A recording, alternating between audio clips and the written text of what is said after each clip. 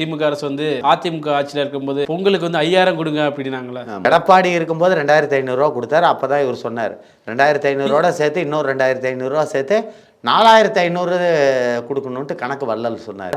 5000 ரூபாய்க்கு கொடுக்க வேண்டும்னாரு.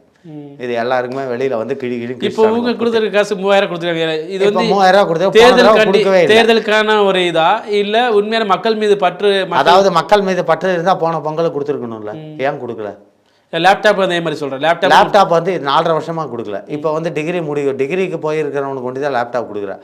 அதில் இப்போ ஒரு சம்பவம் நடந்திருக்கு பார்த்தீங்களா, பேப்பரில் போட்டிருக்கான். அதாவது லேப்டாப்பில் வந்து பின்னாடி வந்து ஒரு சைடில் இவரோட ஃபோட்டோவும் கலைஞரோட ஃபோட்டோ. எடப்பாடி பீரியடில் அப்படி தான் அந்த அம்மாவோட ஃபோட்டோ போடும்போது எல்லாரும் எதிர்ப்பு தெரிவித்தாங்க. இப்போ இவரோட பீரியடில் இவர் பெரிய இவங்க அப்பா பெரியும் போடும்போது ஸ்டிக்கர் ஒட்டி நிறைய மாணவர்களை இவங்க ஃபோட்டோ மறைச்சிருக்காங்க.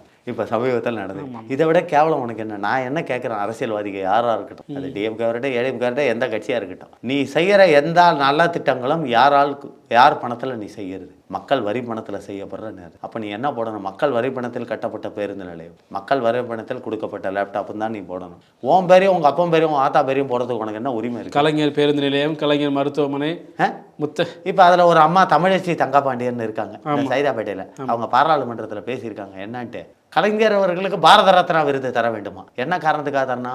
தமிழை வளர்த்தாரு. என்ன தமிழை வளர்த்தாரு இவரு? செம்மொழி மாநாடு நடத்தினார்லாம் சொல்லுவாங்களே. இந்தி திணிப்பை எதிர்த்தாரு. அது மட்டும் இல்லை, சர்க்காரியா கமிஷன்ல முதல் ஊழல்வாதின்னு ரிப்போர்ட் வாங்கியதுக்காக இவருக்கு அவார்டு கொடுக்கணுமா? இல்லை, அந்த ரிப்போர்ட்லேருந்து தப்பிக்கிறதுக்கோசரம் இந்திரா காந்தி மிரட்டலுக்கு பயந்து கச்சத்தீவை தாராவாத்து கொடுத்தாரு இலங்கைக்கு, அதுக்காக இவருக்கு அவார்டு கொடுக்கலாமா? இல்லை, கர்நாடகாவில் வெள்ளம் வந்த போது நீ அணையை கட்டிக்கன்னு சொல்லி கையெழுத்து போட்டு கொடுத்தாரு. தஞ்சாவூர் மாவட்டம் இன்னைக்கு டெல்டா விவசாயிகளை தவிக்க வச்சிருக்காரு, இதுக்காக இவருக்கு அவார்டு கொடுக்கலாமா? இல்லை, எவனையும் இந்திய படிக்காத திணிக்கிறாங்க. நீங்க கொடுத்தா எதுக்கு அவார்டு கொடுப்பீங்க? அதாவது இருங்க, நான் ஊழல் பண்ண நான் அவார்டு கொடுத்தா முதல்ல வந்து இந்தியாவின் நான் இந்தியாவின்னு சொல்கிறத விட உலகத்தின் முதல் திறமையான ஊழல்வாதி யார் என்றால் அது கலைஞர், கருணாநிதி மற்றும் திமுக குடும்பம் தான். நான் அவார்டு கொடுப்பேன். தி கிரேட் வேர்ல்டு ரெக்கார்ட் பிரேக்குன்னு நான் கொடுப்பேன். நான் ஊழல் இல்லை. ஆமாம். ஆனால் அது வந்து இப்போ வாரிசு அரசியல் மாதிரி வாரிசு ஊழல் போயிட்டு தானே இருக்கு. வாரிசு ஊழல் எங்க? இப்போ அந்த பராசக்தி படம் வந்திருக்குல்ல, அந்த பழைய பராசக்தி பார்த்தீங்களா?